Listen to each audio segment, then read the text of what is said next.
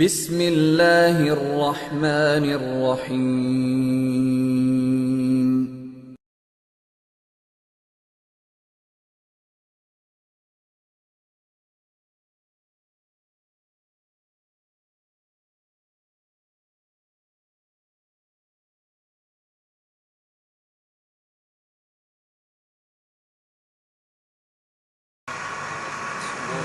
الحمد لله نحمده ونستعينه ونستغفره ونؤمن به ونتوكل عليه ونعوذ بالله من شرور أنفسنا ومن سيئات أعمالنا من يهده الله فلا مضل له ومن يضلل فلا هادي له ونشهد أن لا إله إلا الله وحده لا شريك له ونشهد أن سيدنا ومولانا محمدا عبده ورسوله أما بعد فأعوذ بالله من الشيطان الرجيم بسم الله الرحمن الرحيم لقد كان لكم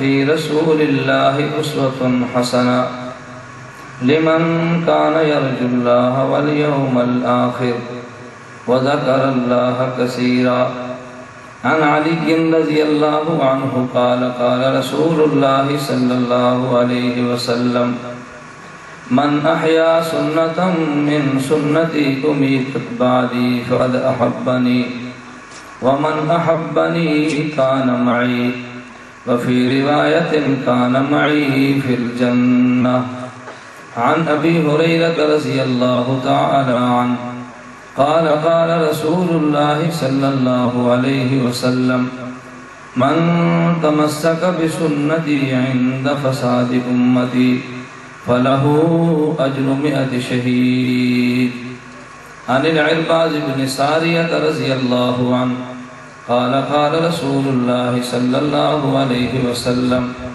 فإنه من يعش منكم بعدي فسيرى اختلافا كثيرا فعليكم بسنتي وسنة الخلفاء الراشدين المهديين اللهم صل على محمد وعلى آل محمد كما صليت على إبراهيم وعلى آل إبراهيم إنك حميد مجيد اللهم بارك على محمد وعلى آل محمد كما باركت على إبراهيم وعلى آل إبراهيم إنك حميد مجيد۔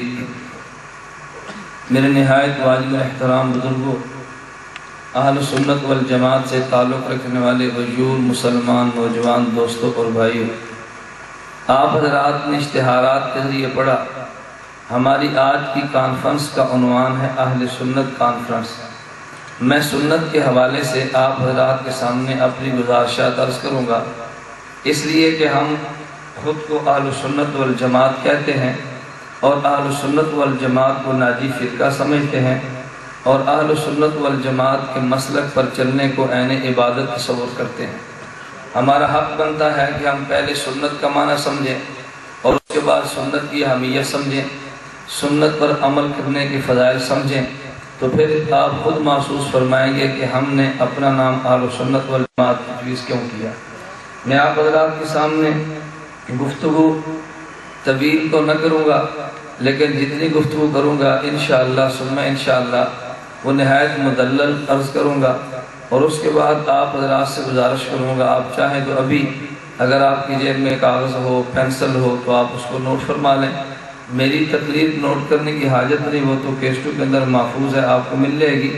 اگر آپ حضرات کو میرے بیان پر کوئی اشکال، کوئی اعتراض، کوئی گلہ، کوئی شکوہ ہو، آپ حضرات چٹ لکھیں اور میں اس کی وضاحت فرما لیں، اس لیے کہ جس طرح مجھے حق حاصل ہے کہ میں گفتگو آپ سے کروں، آپ کو بھی حق حاصل ہے کہ اگر کوئی بات میری غلط سمجھے تو مجھے تنبیہ فرمائیں۔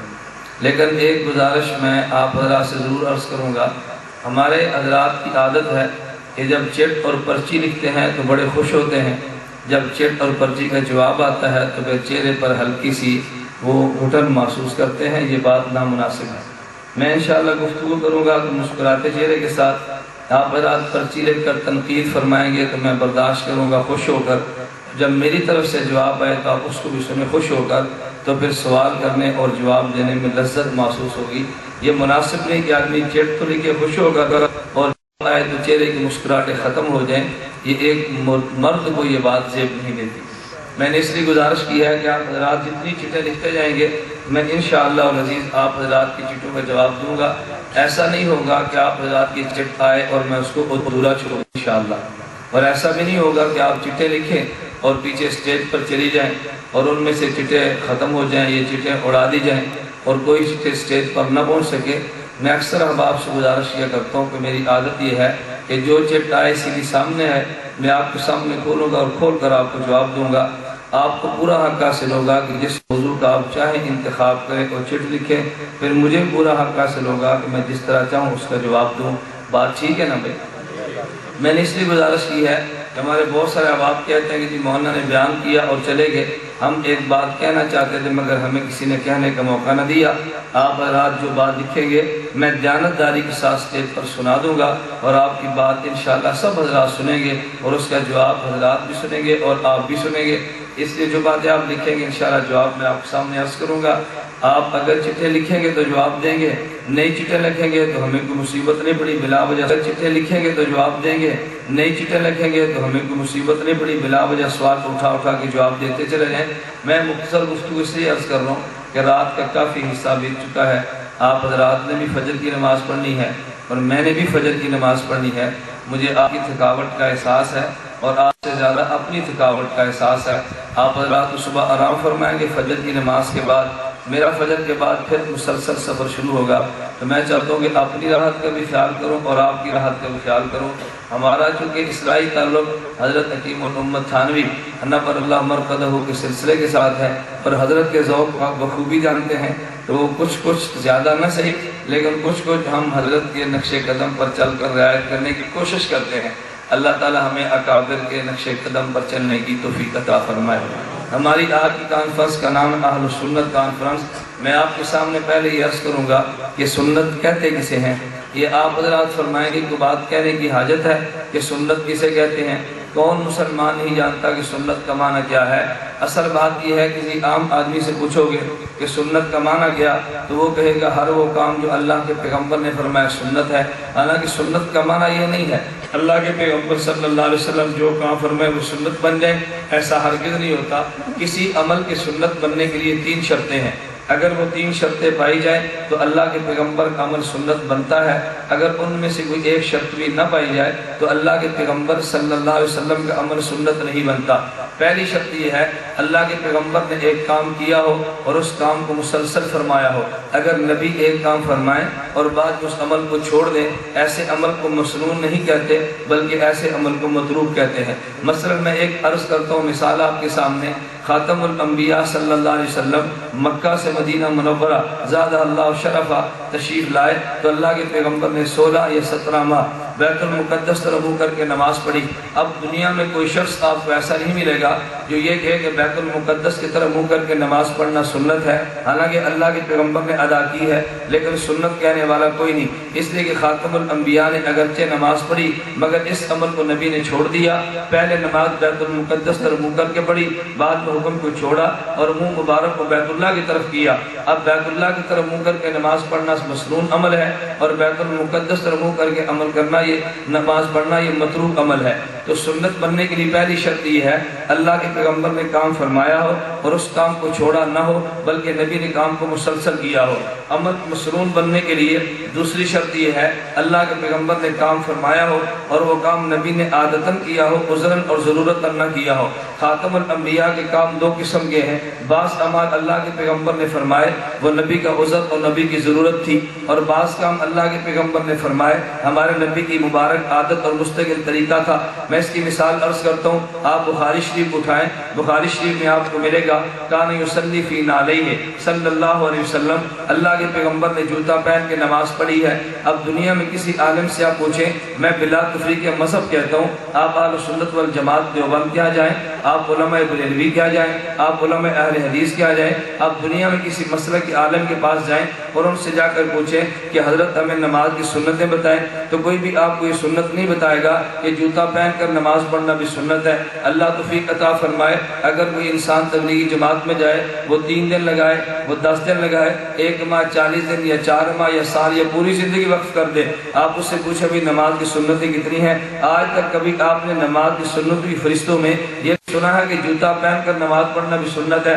آج تک آپ نے نہیں سنا ہوگا، حالانکہ اللہ کے پیغمبر نے جوتا پہن کے نماز پڑھی، یہ روایت بخاری کے اندر موجود ہے۔ اب ہم یہ کہتے ہیں کہ نبی نے جوتا پہن کر نماز پڑھی، مگر جوتا پہن کر نماز پڑھنا سنت نہیں ہے۔ ہاں اللہ کے پیغمبر کا مبارک عمل ضرور ہے، نبی کی عادت مبارکہ تو جوتا پہن کر نماز پڑھنے کی نہ تھی، لیکن ضرورتاً اللہ کے پیغمبر نے جوتا پہن کر نماز بھی پڑھی ہے۔ آج ہم بھی کہتے ہیں اگر آپ حضرات میدان جہاد میں نکلے ہیں، آپ حضرات حج عمرہ کے قافلے میں چلے ہیں، آپ حضرات کسی جگہ جماعت کا سفر فرما رہے ہیں، گرمی کی شدت ہے، دوپہر کا وقت ہے اور نیچے بچھانے کے لیے مصلی موجود نہیں اور آپ کا جوتا پاک ہے، آپ جوتا پاک پہن کر نماز پڑھیں، کوئی آپ کو منع نہیں کرتا۔ ایک ہے جوتا پہن کر نماز پڑھنے کا جائز ہونا اور ایک ہے جوتا پہن کر نماز پڑھنے کا مسنون اور سنت ہونا، دونوں باتوں میں زمین و آسمان کا فرق ہے۔ تو جوتا پہن کر نماز پڑھنا جائز تو ہے، اللہ کے پیغمبر نے پڑھی ہے، لیکن جوتا پہن کر نماز پڑھنا سنت ہے، اس کا کوئی آپ کو دنیا میں قائل نہیں ملے گا۔ میں دوسری مثال دیتا ہوں، آپ صحیح بخاری اٹھائیں، امام بخاری نے 4 مقامات پر روایت کو بیان کیا۔ اللہ کے پیغمبر صلی اللہ علیہ وسلم نے فبال قائما، اللہ کے نبی نے کھڑے ہو کر پیشاب کیا۔ اب دیکھیے آپ ترمذی شریف اٹھا کے دیکھیں، ابو داؤد اٹھا کے دیکھیں، حضرت ام المومنین امی عائشہ رضی اللہ تعالی عنہا، اللہ ان کی قبر پہ کروڑوں رحمتیں نازل فرمائے۔ ام المومنین امی عائشہ رضی اللہ تعالیٰ عنہ فرماتی ہیں اگر کوئی انسان تمہیں یہ بتائے کہ ان النبی کان یبول قائما، اللہ کے نبی کھڑے ہو کر پیشاب کرتے تھے، فلا تصدقوہ، ایسے آدمی کو سچا نہ ماننا بلکہ جھوٹا سمجھنا۔ امام بخاری فرماتے ہیں اللہ کے پیغمبر نے کھڑے ہو کر پیشاب کیا۔ امی عائشہ فرماتی ہیں اگر تمہیں کوئی بتائے کہ حضور کھڑے ہو کر پیشاب کرتے تھے، سمجھنا وہ جھوٹ بولتا ہے۔ ہم کہتے ہیں امی عائشہ بھی ٹھیک فرماتی ہیں، حضرت امیر المومنین فی الحدیث امام بخاری بھی ٹھیک فرماتے ہیں۔ امام بخاری کے فرمانے کا مقصد اور ہے، امی عائشہ کے فرمانے کا مقصد اور ہے۔ امی عائشہ فرمانا یہ چاہتی ہیں کہ جو تمہیں یہ بات بتائے کہ اللہ کے نبی کی کھڑے ہو کر پیشاب کرنے کی عادت تھی، یہ جھوٹ بولتا ہے۔ امام بخاری فرماتے ہیں عادت تو نہ تھی لیکن اللہ کے پیغمبر نے کھڑے ہو کر پیشاب کیا ہے، نبی کا عذر تھا۔ اب عذر کئی بھی ہو سکتے ہیں، ان میں ایک عذر یہ بھی ہو سکتا ہے اللہ کے پیغمبر کے ٹانگ میں تکلیف ہوگی، نبی بیٹھ نہ سکتے ہوں گے، کھڑے ہو کر پیشاب کیا۔ عذر یہ بھی ہو سکتا ہے جیسے بخاری کے الفاظ آتا صبات قوم فبال قائما، حضور کوڑی پہ تشریف لے گئے، اگر وہاں بیٹھ کر پیشاب فرماتے تو ٹانگوں پر یہ کپڑے پہ چھینٹیں پڑتی، تو نبی نے کھڑے ہو کر پیشاب کیا۔ اب پیغمبر کو عذر اور ضرورت تھی نا، ہم کہتے ہیں کھڑے ہو کر پیشاب کرنا یہ اللہ کے پیغمبر سے ثابت ہے، لیکن دنیا میں کوئی انسان آپ کو نہیں ملے گا جو یہ بات کہتا ہو کھڑے ہو کر پیشاب کرنا سنت ہے۔ میں یہ بات یہ کہنا چاہتا ہوں کسی کام کا اللہ کے پیغمبر کا ضرورتاً کرنا اور بات ہے اور اللہ کے پیغمبر کا عادتاً کرنا اور بات ہے۔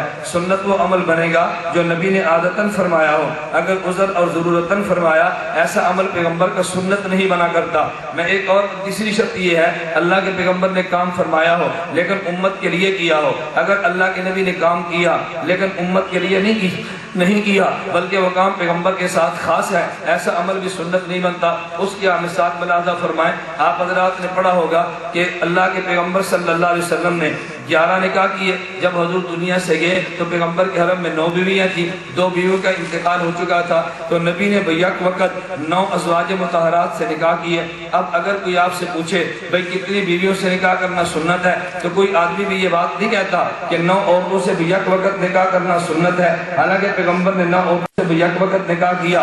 ہم یہ بات کہتے ہیں کہ عام امتی کے لیے 4 عورتوں سے نکاح کرنا تو ٹھیک ہے، لیکن 5 عورتوں کو بیک وقت نکاح میں لانا حرام اور ناجائز ہے۔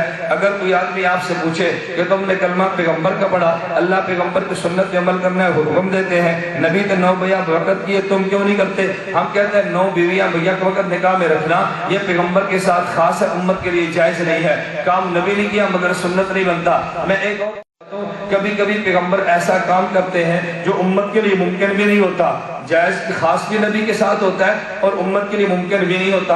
آپ کو بھی کون سا عمل ہے؟ مثلا اللہ کے پیغمبر ایک رات کے تھوڑے سے حصے میں حضور مکہ سے مدینہ، مدینہ سے پیغمبر بیت اللحم، بیت اللحم سے پیغمبر صلی اللہ علیہ وسلم طور سینا، بیت المقدس آسمان اول اور اوپر گئے. نبی 1 منٹ یا 2 منٹ ایک رات کے حصے میں اتنا لمبا سفر کر کے واپس آئے. لیکن آپ نے سنا کہ کوئی انسان یہ بات کہتا ہو کہ معراج کا سفر کرنا سنت ہے؟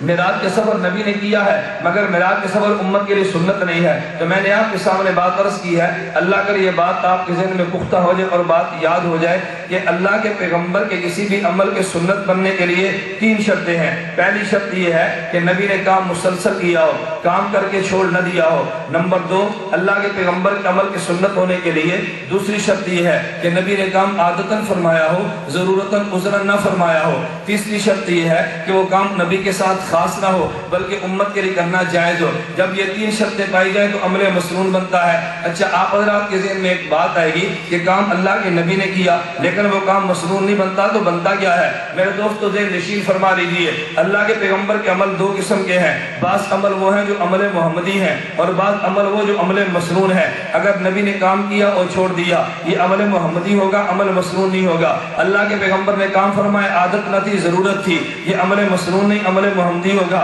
اللہ کے پیغمبر نے کام کیا جو نبی کے ساتھ خاص تھا، یہ عمل محمدی ہوگا، عمل مسنون نہیں ہوگا. ہم چونکہ اہل سنت والجماعت ہیں اس لیے ہم مسنون نماز کی دعوت دیتے ہیں، محمدی نماز کی دعوت نہیں دیتے. ہم چونکہ اہل سنت والجماعت ہیں ہم نکاح مسنون کی دعوت دیتے ہیں، نکاح محمدی کی دعوت نہیں دیتے. یہی وجہ ہے ہم یہ بات کہتے ہیں کہ جو انسان اہل سنت والجماعت ہوگا وہ مسنون عمل دے گا اور دوسرا محمدی عمل کی دعوت دے گا. کبھی ہمارے حضرات کو بات سمجھ میں نہیں آتی، کیا یہ کام محمد نے نہیں کیا صلی اللہ علیہ وسلم؟ میرے دوستو بات ذہن نشین فرما لو، ایک کام وہ ہوگا جو محمد بن عبداللہ نے کیا، ایک کام وہ ہوگا جو محمد رسول اللہ نے کیا. جو کام محمد بن عبداللہ نے کیا یہ کام محمدی ہوگا، جو کام محمد بن رسول اللہ نے کیا یہ کام مسنون ہوگا. محمدی ہونا اور بات ہے، مسنون ہونا اور بات ہے. ہمیں کلمہ محمد بن عبداللہ کا نہیں محمد رسول اللہ کا بڑا ہے. آپ کہ دونوں میں فرق کیا ہے؟ اللہ کے نبی مکہ میں پیدا ہوئے، پیغمبر آمنہ کے گھر آئے، پیغمبر عبداللہ کے گھر آئے.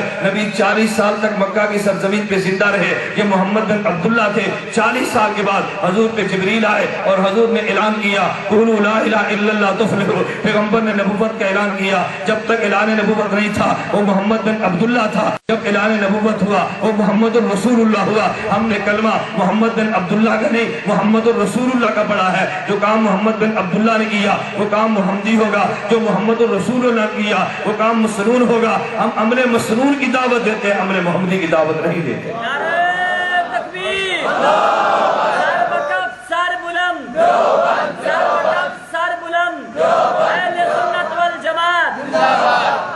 میری بات آپ کے ذہن میں آئی؟ یہ سنت اور عمل محمدی میں فرق ہے. یہ باریک فرق لوگ سمجھتے نہیں تو لوگوں کو اشکال یہ پیدا ہوتا ہے، ارے تم کیسے لوگ ہو کہ تم عمل مسنون کہتے ہو محمدی کیوں نہیں کہتے؟ میرے دوست اگلی بات ذہن نشین فرما لیں. ایک عمل تو وہ جس کو میں نے مسنون کہا وہ عمل ہے پیغمبر کا، اس کے مسنون ہونے کے لیے میں نے 3 شرطیں عرض کی ہیں. ایک بات اور بھی ذہن نشین فرما لیں. ممکن ہے آپ کے اوپر ایک اور سوال آ جائے، دیکھیں بھائی تم مسلمان ہو، تم حنفی ہو، تم سنی ہو، تم جمعے کے دن اذانیں کتنی دیتے ہو؟ ہم کہیں کہ جمعے کے دن اذان تو 2 دیتے ہیں. کوئی شخص کہہ دے گا کہ نبی نے 2 اذان، نبی نے 1 اذان دی ہے، تم نے 2 اذان دی، دونوں کو سنت کیسے کہہ دیا؟ اگر کوئی تم سے پوچھے کہ تم رمضان المبارک کے مہینے میں تراویح کتنی پڑھتے ہو؟ ہم کہیں گے تراویح 20 پڑھتے ہیں، پورا مہینہ پڑھتے ہیں. وہ شخص کہہ دے گا کہ 20 رکعت تراویح پورا مہینہ پڑھنا یہ تو پیغمبر سے ثابت نہیں ہے، تم نے مسنون کیسے کہہ دیا؟ اس کے لیے میرے دوستو ایک بات ذہن نشین فرما لیں. یہ اصول اللہ کے پیغمبر نے دیا اور ائمہ نے ہمارے سامنے پیش کیا. ہم کہتے ہیں ایک ہوتا ہے عمل مسنون وہ جو پیغمبر نے کیا، ایک ہوگا عمل مسنون جو خلیفہ راشد نے کیا، ایک ہوگا عمل مسنون جس پہ صحابہ کا اجماع ہوا. جس طرح نبی عمل کریں اور 3 شخص آئی جائیں عمل مسنون بنتا ہے. بین اسی طرح اگر ایک مسئلے پہ خلیفہ راشد کا اجتہاد ہو، سب صحابہ اس پہ اتفاق کر لیں، یہ خلیفہ راشد کا اجتہاد ذاتی نہیں بنتا بلکہ خلیفہ راشد کا اجتہاد مسنون بنتا ہے. جس طرح پیغمبر کی سنت پہ عمل کرنا یہ ضروری ہے، خلیفہ راشد کے ایسے اجتہاد پہ جس کو سارے صحابہ مان لیں اس پہ بھی عمل کرنا ضروری ہے، کیونکہ میرے پیغمبر پیغمبر نے اعلان کیا، اہل سنت والجماعت کا اجماع ہے، اس کا دنیا میں کسی انسان نے انکار نہیں کیا۔ کائنات میں جتنے لوگ آئے حضرت آدم سے رسول اللہ تک، یہ جتنے انبیاء ایک طرف کر دو، باقی غیر نبی ایک طرف کر دو، اہل سنت والجماعت کا اجماعی مسئلہ ہے کہ نبی معصوم ہے، غیر نبی معصوم نہیں ہوتا، لیکن دنیا میں دو چیزیں معصوم بنتی ہیں، نبی بھی معصوم ہوگا، امت کا اجماع بھی معصوم ہوگا۔ جو بات نبی فرما دے اس میں غلطی نہیں ہو سکتی، جس پہ امت جمع ہو جائے اس میں غلطی بھی نہیں ہو سکتی۔ ہم یہ بات کیوں کہتے ہیں؟ اس لیے کہ وہ نبی جو معصوم ہے، وہ نبی جس کے بارے میں رب قرآن میں کہتا ہے وَمَا يَنطِقُ عَنِ الْهَوَىٰ إِنْ هُوَ إِلَّا وَحْيٌ يُوحَىٰ، وہ وحی کے بغیر نہیں بولتا۔ وہ نبی جس کے بارے میں قرآن کہتا ہے مَا آتَاكُمُ الرَّسُولُ فَخُذُوهُ وَمَا نَهَاكُمْ عَنْهُ فَانتَهُوا، وہ نبی جس کے بارے میں قرآن کہتے ہیں لَقَدْ كَانَ لَكُمْ فِي رَسُولٍ أُسْوَةٌ حَسَنَةٌ، وہ نبی کہتے ہیں إِنَّ اللَّهَ لَا يَجْمَعُ أُمَّةَ مُحَمَّدٍ عَلَى الضَّلَالَةِ، اور روایت کو نقل کرنے والا کون ہے؟ عبداللہ بن عمر، صحابی رسول ہے، عمر بن خطاب کا بیٹا ہے، اور عبداللہ بن عمر وہی ہے کہ جب رفع یدین کی حدیث آئے تم کہتے ہو عبداللہ بن عمر وہ تھا جو پیغمبر کا متبع سنت تھا، صحابہ میں اتباع سنت میں معروف تھا۔ اس عبداللہ بن عمر نے پیغمبر کا ارشاد نقل کیا ان اللہ لا یجمع امت محمد علی الضلالہ، حضور نے اعلان کیا اللہ محمد کی امت کو کبھی گمراہی پہ جمع نہیں کرنے دیتے، نہیں ہونے دیتے۔ مجھے بات کہنے دیجیے کہ جس طرح پیغمبر کے عمل میں گمراہی نہیں ہو سکتی، رب کعبہ کی قسم امت کے اجماع میں گمراہی نہیں ہو سکتی، جس طرح پیغمبر کا عمل یہ معصوم ہے، اجماع امت بھی معصوم ہے۔ جو نبی کے عمل کو نہیں مانتا اہل سنت نہیں ہے، امت کے اجماع کو نہیں مانتا اہل سنت وہ بھی نہیں ہے۔ اور یہ اعلان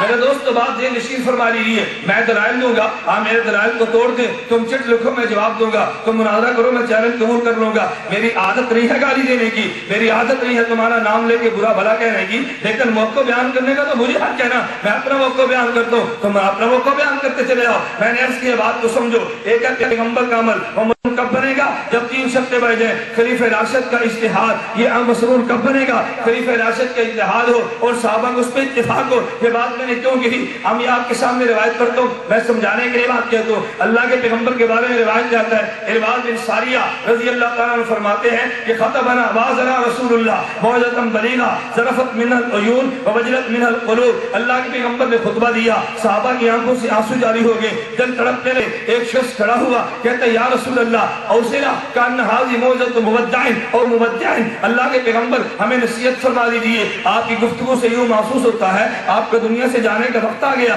اللہ کے پیغمبر نے فرمایا اوصیکم بتقوی اللہ، میں تمہیں اللہ سے ڈرنے کی وصیت کرتا ہوں۔ میرے دوست بات نشین فرما لیں، تقوی کا معنی یہ نہیں ہوتا انسان گناہ نہ کرے، یہ تقوی کا معنی غلط اور ادھورا ہے۔ انسان گناہ نہ کرے، گناہ نہ کرنا یہ بھی تقوی ہے، گناہ کر کے توبہ کرنا یہ بھی تقوی ہے۔ جو گناہ نہیں کرتا وہ بھی رب سے ڈرتا ہے، جو گناہ کر کے توبہ کرتا ہے وہ بھی تو رب سے ڈرتا ہے نا، ورنہ توبہ کیوں کرتا؟ ہم نے تقوی کا معنی غلط بیان کیا کہ متقی وہ ہوتا ہے جو گناہ نہ کرے، جو گناہ نہ کرے وہ بھی متقی ہے، گناہ کے بعد توبہ کر لے وہ بھی متقی ہے۔ اولاً گناہ نہ کرنے والا وہ بھی اللہ سے ڈرتا ہے، اور گناہ کر کے توبہ کرنے والا یہ بھی اللہ سے ڈرا ہے تو توبہ کی ہے نا، اگر رب سے نہ ڈرتا یہ توبہ کیوں کرتا؟ اللہ کے پیغمبر نے فرمایا اوصیکم بتقوی اللہ، نمبر ایک اللہ سے ڈرتے رہنا، بستمع والطاعۃ وان کان عبدا حبشیا، حکمران شریعت کے مطابق بات کرے، بات کو سننا عمل بھی کرنا، اگر حکمران غلام کیوں نہ ہو۔ آگے اللہ کے پیغمبر نے فرمایا فإنه من يعش منكم بعدي فسيرى اختلافا كثيرا، میں محمد دنیا چھوڑ جاؤں گا،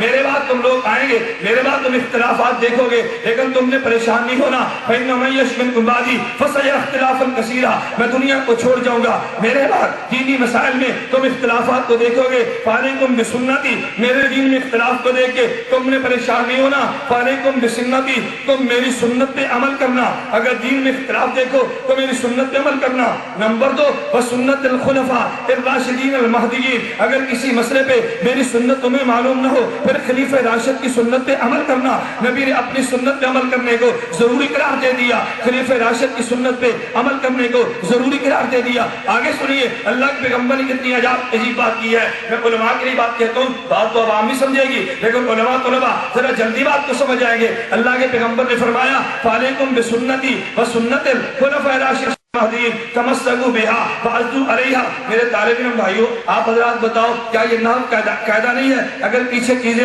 دو موجود ہوں تو تثنیہ ضمیر تثنیہ کی آتی ہے، ضمیر واحد کی نہیں آتی۔ اگر مرجع ایک ہو ضمیر واحد کی ہوگی، مرجع دو ہوں گے ضمیر تثنیہ کی ہوگی، مرجع تین یا زیادہ ہوں گے تو ضمیر جمع کی آئیے۔ اب اللہ کے پیغمبر کیا فرماتے ہیں؟ تمسکوا بہا، کہ تم میری سنت کو لازم پکڑو، خلیفہ راشد کی سنت کو لازم پکڑو۔ تمسکوا بہا وعضوا علیہا، پیغمبر نے ضمیر ایک بیان کی جبکہ سنتیں تو دو تھی نا۔ نبی نے اعلان کیا فرمایا؟ فَإِنَّهُ مَن يَعِشْ مِنكُم بَعْدِي فَسَيَرَى اخْتِلَافًا كَثِيرًا۔ میرے بعد تم اگر دین میں اختلاف دیکھو گے تو کس پہ عمل کرنا؟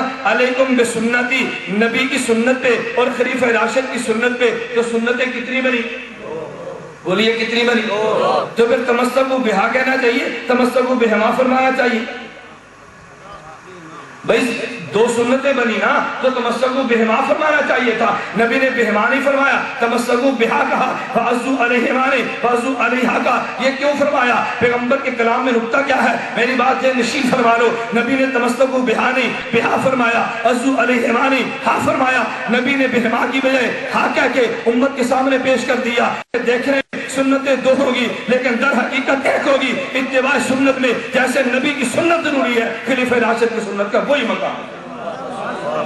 دونوں کے مقام کو ایک بیان کرنے کے لیے پیغمبر نے ضمیر واحد کی ذکر کیا ہے، ضمیر تثنیہ کی نہیں لائی۔ چلیے لیتا ہوں کہ اس کا مرجع دو نہیں ہوگی، مرجع ایک ہوگی۔ میں اگلی بات کہتا ہوں، اچھا پھر اگلی بات، سنت علیکم بسنتی وسنت الخلفاء الراشدین المہدیین۔ میں کہتا ہوں اب توجہ کرنا، ایک ہے نبی کی سنت، ایک ہے خلیفہ راشد کی سنت۔ فرماتا ہے تمسکوا بہا، اگر اس کا مرجع دونوں ہوگی، کل واحد منہما، میں نے اس کا معنی بیان کر دیا۔ اگر اس کا مرجع دونوں نہیں ہوگی، مرجع ایک ہو یا نبی کی سنت یا خلیفہ راشد کی سنت، تو دونوں کا مرجع کیا ہوگا؟ میں علماء سے ایک سوال کرتا ہوں، اگر مرجع دو موجود ہوں اور ضمیر ایک آ جائے تو مرجع ابد بنتا، مرجع اقرب بنتا ہے۔ ایک مرجع دور کا ہے، ایک مرجع قریب کا ہے، تو ضابطہ یہ ہے کہ مرجع اقرب ہوگا، ابد نہیں ہوگا۔ پھر مجھے یہ بات کہنے دیجیے، اللہ کے پیغمبر نے فرمایا اگر تم دین میں اختلاف دیکھو تو میری سنت لازم پکڑو، خلیفہ راشد کی سنت لازم پکڑو۔ لیکن میرے نبی آخر نبی تھے نا، پیغمبر کی سنت پہ کوئی دھوکہ نہ دے گا۔ جس نے پیغمبر کا کلمہ پڑھا وہ کہے گا میں نے کلمہ نبی کا پڑھا، میں سنت نبی کی مانتا ہوں، میں نے کلمہ نبی کا پڑھا،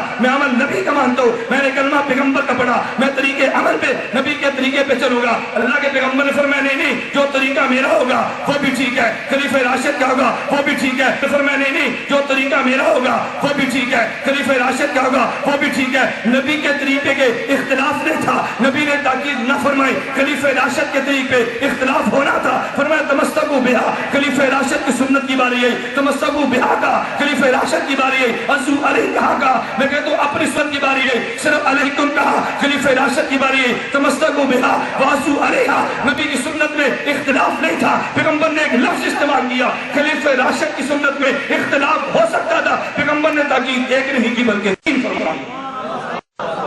تمسکوا بہا وعضوا علیہا بالنواجذ وإیاکم ومحدثات الامور۔ بہاول نگر کے مسلمانوں، میں اگلی بات کہتا ہوں، نبی نے فرمایا اگر تم دین میں اختلاف دیکھو میری سنت خلیفہ راشد کی سنت۔ اچھا حضرت ہمیں آپ فرمائیں اگر ایک مسئلے پہ آپ کی سنت بھی نہیں ملتی، خلیفہ راشد کی سنت موجود ہے، لوگ اس کو مانتے نہیں، ہم کیا کہیں؟ پیغمبر کا جملہ سنو، فرمایا وإیاکم ومحدثات الامور، میری سنت کو بھی چھوڑ دو، خلیفہ راشد کی بھی سنت کو چھوڑ دو۔ محدثات الامور یہ محدث ہوگا، فإن كل محدثۃ بدعہ، یہ بدعت ہوگا۔ اللہ کے نبی نے اعلان کیا نا اگر دین میں اختلاف ہو نبی کی سنت تھامو، نبی کی سنت نہ ملے خلیفہ راشد کی سنت تھامو، نبی کی سنت ملتی نہیں خلیفہ راشد کی سنت مانتے نہیں، ان کو اللہ کے پیغمبر کیا کہے؟ نبی نے فرمایا میری سنت ملے نا، خلیفہ راشد کی سنت ملے مگر عمل کرو نا، یہ عمل اس کے مقابلے میں آئے، فرمایا وہ بدعت ہوگا۔ اب نبی کی سنت بھی نہ ہو، خلیفہ راشد کی سنت کے مد مقابل عمل آ جائے، پیغمبر اس کو سنت نہیں فرماتے، پیغمبر بدعت فرماتے ہیں۔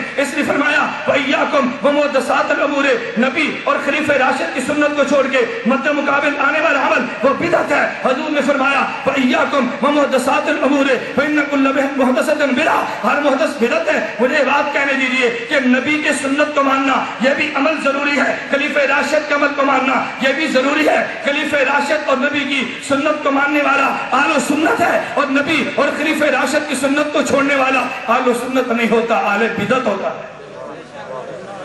اہل سنت نہیں ہوتا بلکہ میں آپ کے سامنے سوال اٹھا رہا تھا، اللہ کرے وہ بات آپ کے ذہن میں ہو. میں نے ایک بات یہ کی تھی کہ کبھی کبھی لوگ یہ بات کہتے ہیں آپ کو یہ نبی کی سنت کہتے ہیں مولانا ہم آپ کی بات مانتے ہیں، خلیفہ راشد کی سنت کہتے ہیں ہم نہیں مانتے. کیوں نہیں مانتے؟ کہتے حضرت عثمان غنی رضی اللہ تعالیٰ کا مسلک تو یہ تھا، ان کے مد مقابل عبداللہ بن عمر کا مسلک تو یہ تھا، حضرت عمر بن خطاب کا فلاں مسلک یہ تھا، عبداللہ بن عمر کا مسلک یہ تھا. ہمیں روایات میں ایسے بہت سارے مسائل ملتے ہیں اسی مسئلے پہ خلیفہ راشد کا اجتہاد اور تھا اور بعد کے صحابی کا اجتہاد اور تھا. تب تو صحابی خلیفہ راشد کے اجتہاد کو نہیں مانتا تو معلوم ہوا خلیفہ راشد کے فیصلے کو ماننا ضروری نہیں ہے. میرے دوستو بات ذہن نشین فرما لو، ایک ہوتا ہے خلیفہ راشد کا اجتہاد، ایک ہوتا ہے خلیفہ راشد کا مجتہدانہ فیصلہ. دونوں میں زمین و آسمان کا فرق ہے. اگر خلیفہ راشد اجتہاد کرے اس کے مقابل صحابی کا اجتہاد موجود ہوگا، لیکن جس اجتہاد کو خلیفہ راشد بطور فیصلہ پیش کرے اور باقی سارے صحابہ مان لے اس کی نوعیت بدل جاتی ہے. ہم خلیفہ راشد کے ہر اجتہاد کو پیغمبر کی سنت کا درجہ نہیں دیتے، ہم خلیفہ راشد کے اس اجتہاد کو نبی کی سنت کا درجہ دیتے ہیں کہ جس اجتہاد کو سارے صحابہ نے مان لیا اور وہ قانون بنا. اب جس طرح پیغمبر کی سنت یہ قانون شریعت ہے، خلیفہ راشد کا اجتہاد جس کو سارے صحابہ مان لیں وہ بھی قانون شریعت ہے اور اس کی پابندی کرنا اہل سنت کے ذمہ لازم ہے. تو میرے دوستو میں نے عرض کیا سنت کا معنی ذہن میں آ گیا.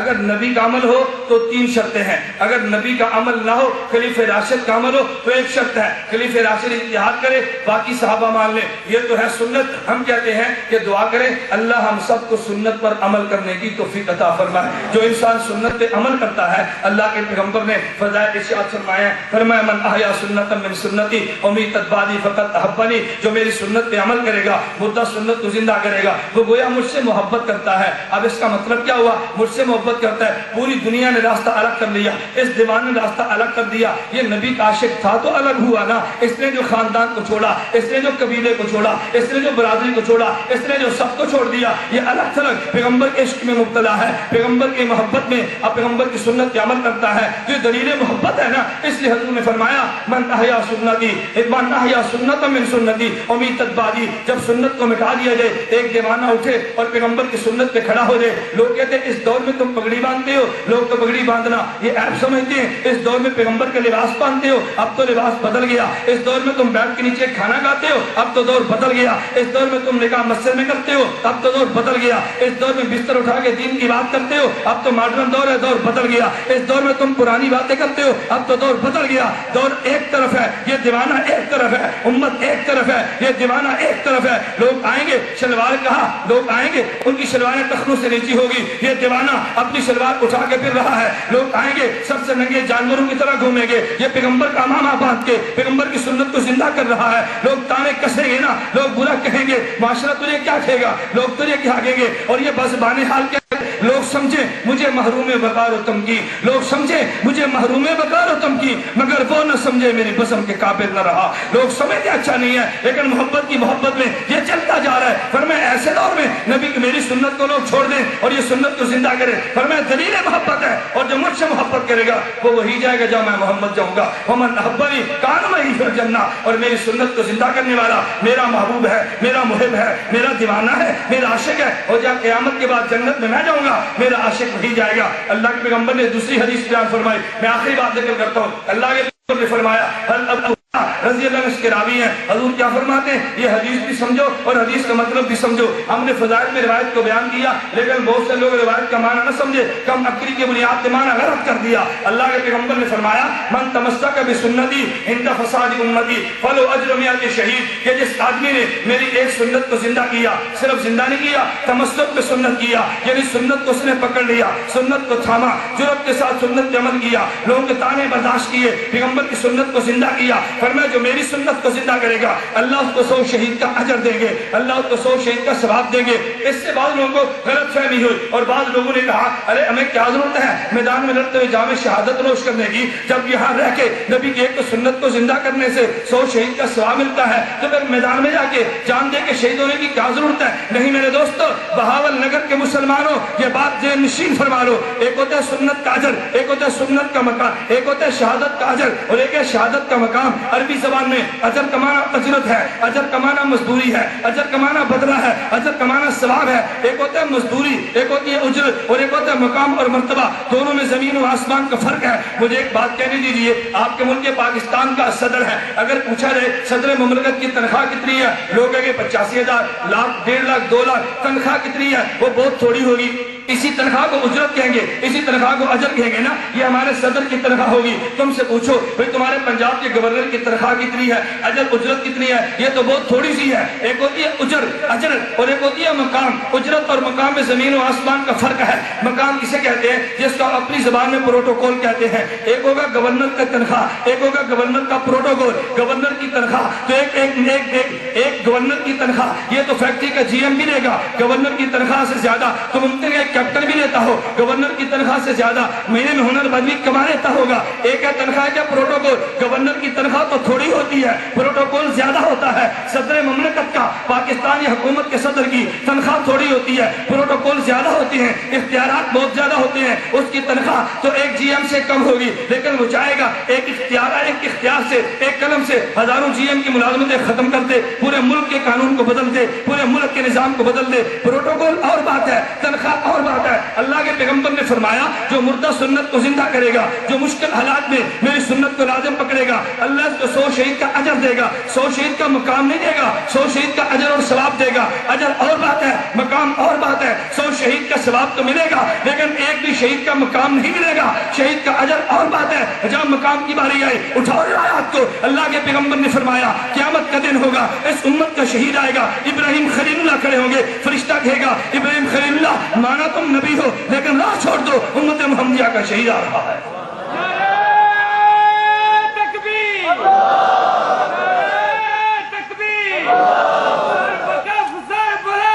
امت محمدیہ کا شہید آ رہا ہے۔ یہ کیا ہے؟ یہ پروٹوکول ہے، یہ شہید کا اعزاز ہے، یہ شہید کا اکرام ہے۔ اکرام ہونا اور بات ہے اور شہید کا اجر ہونا اور بات ہے۔ میرے دوست میں آپ سے ایک بات پوچھتا ہوں، اگر کوئی آدمی روزانہ 100 سنتوں کو زندہ کرتا ہو، تہجد کو پڑھتا ہو، نماز پابندی سے پڑھتا ہو، اپنے وقت شیخ الحدیث، شیخ القرآن اور ساری اوصاف اس کے اندر پائی جاتی ہوں، اور سجدے کی حالت میں اس کی موت آ جائے، اس کا جنازہ پڑھو گے یا نہیں؟ غسل بھی دو گے یا نہیں؟ کفن بھی دو گے یا نہیں؟ اب دیکھو، آپ نے اس کو غسل بھی دیا، آپ نے کفن بھی دیا، آپ نے جنازے کی نماز بھی پڑھ دی ہے، لیکن اگر شہید آ گیا، قرآن شہید آ گیا، پیغمبر فرمائیں گے اب غسل نہیں دینا، اس کا جو خون ہے اس کے پانی سے پاک ہے، اب تم نے اس کو غسل نہیں دینا، اس کو تم نے کفن میں کپڑے نہیں بدلنے۔ اللہ کا ان کپڑوں کا مقام ہے، تمہارے سفید کفن کا مقام نہیں ہے۔ جنازے کی بات آئے گی، امام شافعی احمد فرماتے ہیں اس کا جنازہ ہی مت پڑھو۔ کیوں؟ جنازہ تو پڑھا جاتے مغفرت کے لیے، یہ تو بخشا آیا، کیا ضرورت جنازے پڑھنے کی؟ امام حنیفہ فرماتے ہیں جنازہ تو پڑھنا ہے مگر اس لیے نہیں پڑھنا اس کی مغفرت ہو، اس لیے پڑھنا ہے اس کی وجہ سے پڑھنے والوں کی مغفرت ہو جائے۔ یہ شہید کا مقام ہے نا، میں نے اس لیے عرض کیا مقام اور بات ہے، اجر اور بات ہے۔ بہت سے لوگ غلط فہمی کا شکار ہو گئے، انہوں نے کہا نہیں جب ایک سنت کو زندہ کرنے پہ 100 شہید کا اجر ملتا ہے پھر جان کٹوا کے شہادت کی کیا ضرورت ہے؟ نہیں میرے دوستو، جان کو پیش کرنے سے، خون کو پیش کرنے سے، بدن کے ٹکڑے کروانے سے شہادت کا مقام ملے گا، سنت کو زندہ کرنے سے 100 شہیدوں کا اجر ملے گا۔ ہزاروں شہیدوں کی مزدوری ایک طرف، ایک شہید کے مقام کا مقابلہ نہیں کیا جا سکتا۔ مقام اجر میں زمین و آسمان کا فرق ہے نا، لیکن ہم کم علمی کی بنیاد پہ بہت ساری باتیں ایسے کہہ جاتی ہیں، انسان اس علم پہ ماتم کرنے کو نہیں چاہتے، کم علم کم از کم عالم کو یہ بات دیتی، وہ ایسی بات کرے۔ خیر اہل سنت کانفرنس والے سے میں نے صرف سنت کا معنی بیان کیا، ایسے عمل کو مسنون کہتے ہیں۔ اللہ ہم سب کو سنت پہ عمل کرنے کی توفیق عطا فرمائے، اللہ ہم سب کو پیغمبر کی سنت کو زندہ کرنے کی توفیق عطا فرمائے، اللہ توفیق دے ہم حضور کی سنتوں کو زندہ کریں، پیغمبر کی سنت پہ عمل کریں، اس سنت پہ جان دینی پڑے تو قربانی دے دیں، اور قیامت کے دن سنت کو زندہ کرنے والے لوگوں میں سے اگر ہمارا قیامت حشر ہو جائے، اس سے بڑی بات کون سی ہوگی؟ اللہ مجھے بھی قبول، اللہ آپ کو بھی قبول فرما لے۔ وآخر دعوانا الحمدللہ رب العالمین۔ سید قلندر حسنین شاہ اور لالا ندیم گوہر کے لیے درازی عمر علاقہ کی تعمیر کے لیے کوشاں رہنے کی دعا فرمائیں۔ اللہ ان حضرات کی ترقیات میں اخلاص بھی عطا فرمائے۔ رفائی کام کرنا بڑی بات ہے، دینی کام ہے، بہت اچھی بات ہے، یہ حضرات فرمایا تو اللہ مزید توفیق عطا فرمائے، اور جو کام کیا اس میں اللہ قبولیت اور اخلاص عطا فرمائے۔ اللہ ہم سب کو اخلاص کے ساتھ کام کرنے کی توفیق دے۔ ہمارے گاؤں کے مولوی صاحب نے اپنے بیان میں کہا اگر آدمی عبادت بہت زیادہ کرے تو وہ نبی سے بڑھ جاتا ہے. اس نے تقویۃ الایمان کتاب کے حوالہ دیا ہے. اگر اس طرح بات تھی تو مولوی صاحب کے بارے میں کیا حکم ہے بات سمجھیں. اصل میں تقویۃ الایمان میں حضرت شاہ صاحب رحمۃ اللہ نے ایک بات لکھی ہے جو لوگ سمجھے نہیں ہیں. حضرت شاہ صاحب فرماتے ہیں کہ عمل کے اندر کبھی کبھی عمل کے اندر امتی نبی سے بڑھ جاتا ہے اور لوگ اس کا معنی غلط سمجھے. بات ذہن نشین فرما لیں. ایک ہوتی ہے عمل کی کیفیت, ایک ہوتی ہے عمل کی کمیت. کمیت کہتے ہیں مقدار کو اور کیفیت کہتے ہیں اس کے وزن اور حالت کو. اب اگر میں آپ سے پوچھوں کہ اللہ کے پیغمبر نے حج کتنے فرمائے, بولیے بھائی. امتی میں ہر امتی ایک حج کرتا ہے, کوئی 10 بھی کرتے ہیں. اب نبی نے ایک حج کیا, امتی 20 حج کر رہا ہے, تو زیادہ حج نبی نے کی یا امتی نے کی؟ تو عمل میں تو امتی بڑھ گیا. یہ ہے کمیت مقدار میں. لیکن اہل سنت والجماعت کا موقف سمجھیں. اس لیے ہم کہتے ہیں کہ بسا کا لوگ غلط بات کہتے ہیں. ہم کہتے ہیں امام اعظم ابو حنیفہ رحمہ اللہ نے 40 سال تک فجر کی نماز عشاء کی وجہ سے پڑھی. لوگ کہتے ہیں حضور نے ایسے تو نہیں کیا, امام حنیفہ نے کیسے کیا؟ ہم کہتے ہیں کروڑوں اربوں امام ابو حنیفہ جیسے لوگ محمد رسول اللہ کی جوتی کی خاک پہ قربان کیے جا سکتے ہیں. اللہ کے پیغمبر کے مقابلے میں امام اعظم ابو حنیفہ کی کیا حیثیت ہے؟ حضرت امام اعظم کو تو مقام ملا ہے نبی کی سنت کی تشریح کی روشنی میں. امام اعظم حنیفہ کو مقام ملا ہے پیغمبر کی دین کی خدمت کی روشنی میں. کم عقل و بات کو سمجھو. میں کہتا ہوں ایک ہے عمل کی کمیت, ایک ہے عمل کی کیفیت. کمیت کا معنی مقدار ہے. اللہ کی قسم نبی نے ایک حج کیا لیکن قیامت تک آنے والے سارے مسلمانوں کی حج ایک طرف, پیغمبر کا حج ایک طرف. اس ایک حج کا مقابلہ قیامت تک آنے والے سارے حج نہیں کر سکتے. تم نبی کی بات کرتے ہو, ہم تو صحابہ کے بارے میں کہتے ہیں. اللہ کے پیغمبر نے نہیں فرمایا کہ اگر تم میں سے کوئی ایک شخص احد پہاڑ کے برابر سونا خرچ کرے, صحابی کے مٹھی جو کے برابر نہیں ہو سکتا. یہ کمیت ہے نا. مقدار میں تو احد پہاڑ بڑا ہے, لیکن جس کیفیت اور اخلاص سے صحابی صدقہ کرتا ہے وہ اخلاص کہاں سے ملے گا, اور جس اخلاص سے نبی عمل کرتا ہے وہ اخلاص کہاں سے ملے گا؟ یہ تو میرا عنوان نہیں ہے نا. کبھی اللہ نے اس پہ توفیق عطا فرمائی تو میں مقام عبودیت میں گفتگو کروں گا کہ نبی کو اس کیفیت پر اجر ملتا کیسے, اس کی وجہ کیا ہے کہ نبی اتنی کیفیت پر کیوں فائد ہوتا ہے. میں اختصاراً ایک بات کہتا ہوں, آپ حضرات کی علم میں ترقی کے لیے فرما دیں, نہ معلوم ملاقات ہو یا نہ ہو. میں ایک بات کہتا ہوں, آپ حضرات میں لوگوں سے خانقاہوں سے تعلق ہوگا, آپ خانقاہ میں جاتے ہیں, مدارس سے تعلق ہوگا, دفاتر سے تعلق ہوگا, تو خانقاہوں میں ایک جملہ لکھا ہوتا ہے, ایسے عبادت کر گویا کہ اللہ تجھے, بولیے, ایسے عبادت کر کہ گویا اللہ تجھے. اور اللہ کے نبی کیا فرماتے ہیں؟ حضرت جبریل نے پوچھا مل احسان, حضور احسان کیا ہے؟ تو حضور نے یہ نہیں فرمایا ایسے عبادت کر گویا اللہ تجھے دیکھ رہا ہے. فرمایا ان تعبد اللہ کا انا کا تراہ, تو ایسے عبادت کر گویا تو اللہ کو دیکھتا ہے. فَإِن لَمْ تَكُنْ تَرَاهُ فَإِنَّهُ يَرَاكَ, اگر یہ کیفیت پیدا نہیں ہوتی تو یوں عبادت کر اللہ تجھے دیکھتا ہے. بہاولپور کے لوگوں میں کہتا ہوں دو چیزیں ہیں, ایک ہے یوں عبادت کرنا کہ تو اللہ کو دیکھتا ہے, ایک ہے یوں کرنا کہ اللہ تجھے دیکھتا ہے. نبی کی عبادت کا مقام یہ ہے, نبی یوں عبادت کرتا ہے گویا اللہ کو دیکھتا ہے. امتی عبادت یوں دیکھتا ہے گویا اللہ امتی کو دیکھ رہا ہے. تو عبادت کے مرتبوں میں سے نبی مقام عبودیت پہ ہوتا ہے. اس میں پیغمبر کی کیفیت احسان بھی بڑھ جاتی ہے, اور کیفیت کے بڑھنے سے پیغمبر کا عمل کی قیمت بھی بڑھ جاتی ہے.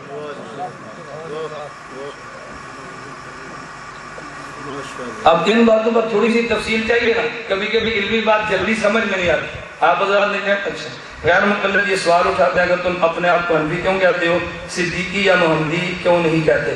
محمدی نہ کہنے کی وجہ تو میں نے آپ کو بتا دی ہے, آپ کے سامنے آ گئی. صدیقی نہ کہنے کی وجہ یہ ہے کہ دیکھیں ہم یہ کہتے ہیں کہ بہت سارے مسائل وہ ہیں جو نبی اور خلیفہ راشد کی سنت سے ثابت ہے, اور اکثر مسائل وہ ہیں جو سنت سے نہیں بلکہ اجتہاد سے ثابت ہیں. اب ہمیں مسائل میں اجتہاد چاہیے تھا اور اس کے لیے مرتب اصول اور فروع چاہیے تھے. حضرت امام ابو بکر صدیق رضی اللہ تعالیٰ عنہ اپنی زندگی جہاد میں لگے رہے, دینی امور میں لگے رہے. ان کو اجتہاد کا وہ موقع نہیں ملا کہ مسائل اکٹھے کر دیتے, یہ خلفائے راشدین کا تھا. لیکن حضرت امام اعظم ابو حنیفہ رحمہ اللہ تعالیٰ نے اپنی زندگی کھپا کر اصول بھی دیے, زندگی کھپا کر مسائل بھی دیے. ہم نے جن اجتہادی مسائل پر عمل کرنا تھا وہ اس امت نے سب سے پہلے اور سب سے زیادہ حضرت امام اعظم ابو حنیفہ نے دیے. ہم ان کی طرف نسبت کہہ کر خود کو حنفی کہتے ہیں. اصول شاشی میں حضرت ابو ہریرہ رضی اللہ تعالیٰ عنہ کو غیر فقی لکھا ہے، جبکہ ابو ہریرہ تو فقی تھے۔ بالکل غلط بات ہے۔ اصول الشاشی میں قطعاً ایسی بات لکھی، جو یہ بات کہتا ہے وہ جھوٹ کہتا ہے۔ اصول الشاشی میں ایک اصول بیان کیا گیا ہے، وَإِنْ عُرِفَ بِالْعَدَالَةِ وَالضَّبْطِ دُونَ الْفِقْهِ كَأَبِي هُرَيْرَةَ وَأَنَسَ رضی اللہ عنہما۔ اصول الشاشی کی عبارت یہ ہے کہ اگر ایک صحابی ایسا ہو کہ جس کی عدالت کی شہرت تو ہو مگر فقہ کی شہرت نہ ہو، جیسے ابو ہریرہ فقی نہیں کہا، فرمایا کبھی فقی تو ہوگا مگر فقہ کی شہرت نہیں ہوگی۔ یہ بات سمجھے۔ میں آپ کو ایک مثال دیتا ہوں، دارالعلوم دیوبند کے 40 سالہ محترم قاری محمد طیب صاحب، یہ مولوی تھے یا نہیں؟ بولتے نہیں اور کہتے کیا ہیں؟ اب ان کی قرات کی شہرت ہے، اس کا معنی ایک مولوی تھے ہی نہیں۔ کبھی ایک آدمی قاری بھی ہوتا ہے، مولوی بھی ہوتا ہے، مگر شہرت مقاری کی ہوتی ہے، مولوی مشہور نہیں ہوتا۔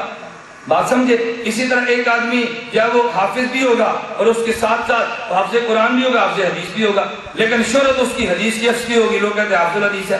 اصول الشاشی میں اصول بیان کیا گیا کہ اگر کسی آدمی صحابی کی شہرت عدالت میں ہو، ضبط میں ہو، حضرت ابو ہریرہ عادل بھی تھے، ابو ہریرہ یعنی ان کا حافظہ بڑا مضبوط بھی تھا، ان کی فقہ میں شہرت نہیں تھی، یہ نہیں فقی نہیں تھے، فقہ میں شہرت نہیں تھی، تو ان نے مثال یہ دی ہے اگر صحابی عدل کے اندر مشہور ہو، ضبط کے اندر مشہور ہو، لیکن فقہ میں مشہور نہ ہو، اس کی روایت کا حکم کیا ہے؟ یہ نہیں کہ فقی ہونا، فقی تو ہوگا مگر فقہ میں شہرت نہیں ہوگی۔ حضرت امام اعظم ابو حنیفہ کیا یہ محدث نہیں تھے؟ محدث تو تھے، لیکن فن حدیث کی شہرت نہیں، شہرت فن فقہ کی۔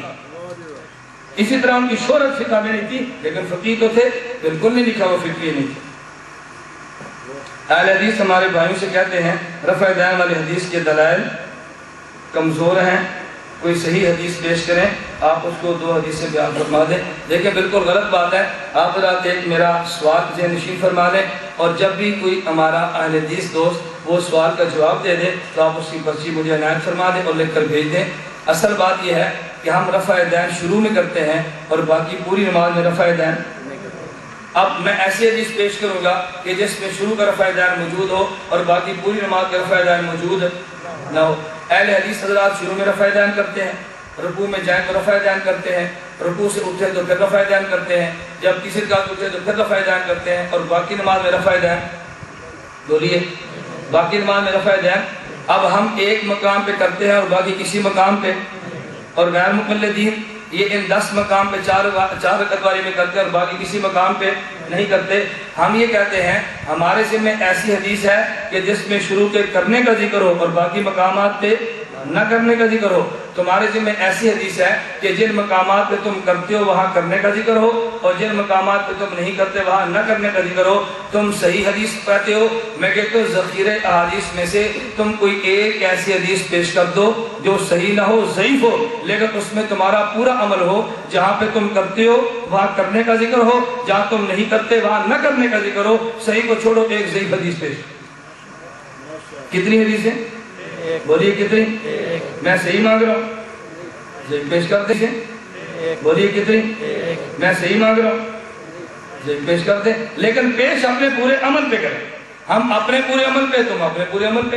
ہم آج ایک ساتھی نے سوال کیا کہ جی آپ جنازے میں فاتحہ نہیں پڑھتے، وہ پڑھتے ہیں۔ میں نے کہا یار فاتحہ کو چھوڑو، ایک اصولی بات کرو، جو جنازہ ہم پڑھتے ہیں میں پوری حدیث سے اپنا جنازہ پیش کرتا ہوں، اہل حدیث حضرات سے کہہ دو جو جنازہ تم پڑھتے ہو کسی ایک حدیث سے تم اپنا پورا جنازہ پیش کر دو۔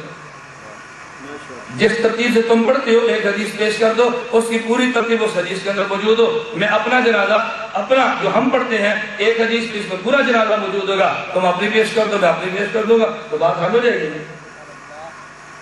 کوہاٹی صاحب کی مکمل تقریر پر تنقید اور فرقہ حدیث کو برا کہنے پر مشتمل تھی، کیا اس طرح شریعت میں تنقید اور برا بھلا کہنا جائز ہے؟ یہ کوہاٹی صاحب کو سبق آپ نے دیا ہے، اب ان کو یاد ہو گیا، ان کا سبق سن لو۔ نہیں سمجھے؟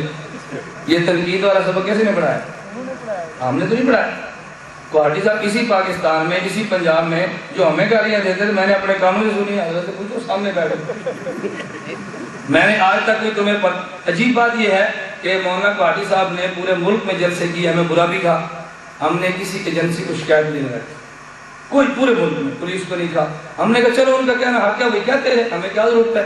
آج تک ہم نے ایسی بات نہیں کی، اور میں کہتا ہوں ایک ہے میرا اپنا مثال، آپ نے میرا پورا بیان سنا ہے، میرے پورے بیان میں نے کوئی تنقید کی ہو، کوئی طنز کیا ہو، میں نے کسی غلط کہا ہو، کسی برا کہا ہو، میں نے اپنا مسلک بیان کیا نا، میں کسی کو برا نہیں کہتا، میرا مسلک پسند ہے وہ قبول کر لیں، ان کا مسلک پسند ہے وہ قبول کر لیں۔ تو میں گزارش کر رہا ہوں اگر کوئی صاحب نے تنقید اور طعن و تشنیع کیا ہے تو یہ سبق ہم نے نہیں پڑھایا بلکہ آپ نے پڑھایا ہے۔ اصل بات ہے کہ کوئی صاحب کو یاد جلدی ہو گیا، تو جب کسی کو سبق یاد ہو جائے وہ سناتا ہے، تو تم نے سبق پڑھایا، آپ سبق کو سنو، ہمیں گالیاں مت دو، ہمیں برا مت دو۔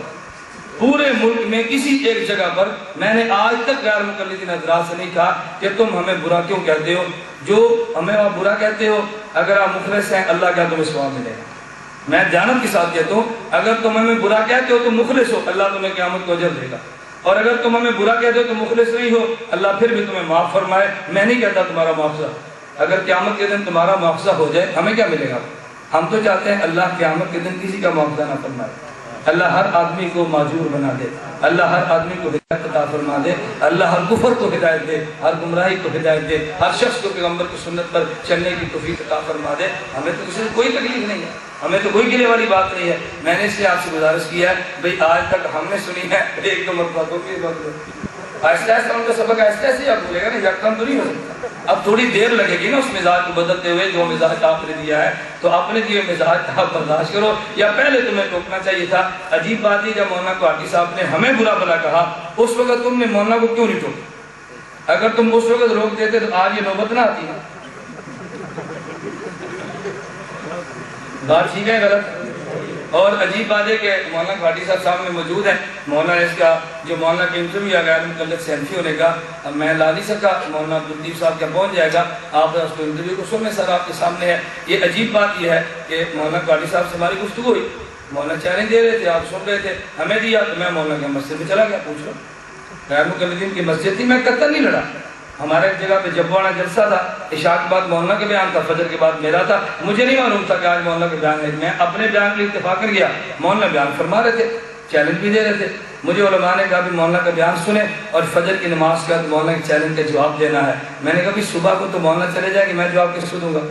آپ حضرات جاؤ اور اہل حدیث حضرات کے جلسے کو تم نے خراب نہیں کرنا، بیان مکمل ہو جائے، دعا جب ہونے لگے تو تم ان کے سامنے کہہ دو میرا نام لکھ کر کوئی آ گیا ہے اور وہ تمہارے چیلنج کو قبول کر کے تمہیں جواب دینا چاہتا ہے۔ مسجد تو آپ کی تھی، مجمع تو آپ کا تھا، جلسہ تو آپ کا تھا، میں تو افراد لے کر نہیں آتا، آپ کے گھر میں جا کر ہم نے آپ سے بات کی تھی، ہم نے برا نہیں کہا تھا لیکن یہ کہا تھا جو تم نے ہمارے بارے بات کی ہے ہم اس کا جواب چاہتے ہیں، ہم نے بات غلط کی ہے ٹھیک کی تھی، تو اللہ تعالی ہمیں سمجھنے کی توفیق عطا فرمائے۔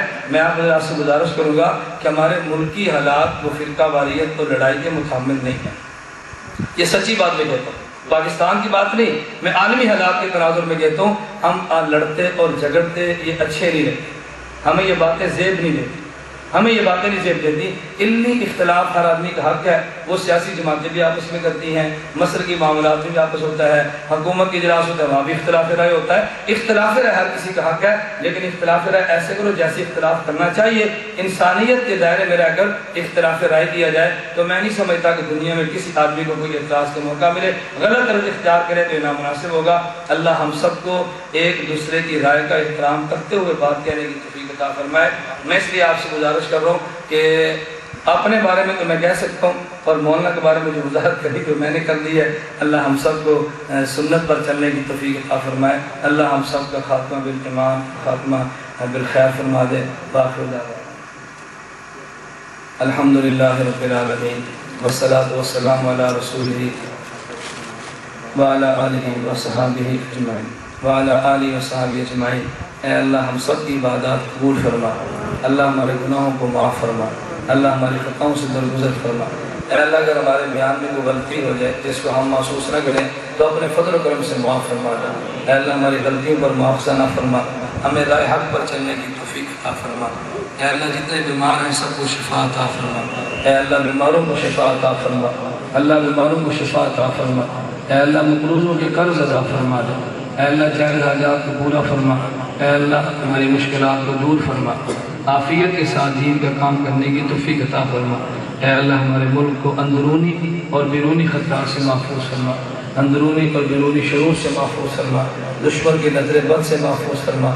اے اللہ ہمارے ملک کو ہر قسم کے اختلاف اور باہمی رنجشوں سے پاک فرما دے، اے اللہ اس پاک ملک کو تو پاک ہی فرما دے، اے اللہ تو اپنے فضل و کرم فرما، اے اللہ جو مانگ سکے وہ بھی عطا فرما، جو نہیں مانگ سکے وہ بھی عطا فرما۔ اے اللہ جو حضرات تشریف لائے ہیں اور جس کے دل میں کوئی بھی جائز خواہش ہو، اے اللہ بغیر حکموں کے لائے اپنے فضل و کرم سے پوری فرما دے۔ اے اللہ ہمیں مانگنا نہیں آتا تو بن مانگے عطا فرما دے۔ اے اللہ مولانا عبدالدین قابل صاحب ہیں، مولانا شیخ جلیل صاحب ہیں، مولانا معین صاحب ہیں، جتنے حضرات ہمارے یہاں کے قابل ہیں، اے اللہ تم سب کی عمر میں برکت عطا فرما، اے اللہ ان سب کی حفاظت فرما۔ جن حضرات نے اس کے انتظامات میں تعاون کیا ہے، وہ حکومت کے نمائندے ہوں، عوامی نمائندے ہوں، سیاسی نمائندے ہوں، مذہبی نمائندے ہوں، اے اللہ تم سب اپنے شایان شان اجر عظیم عطا فرما اجمعین برحمتک۔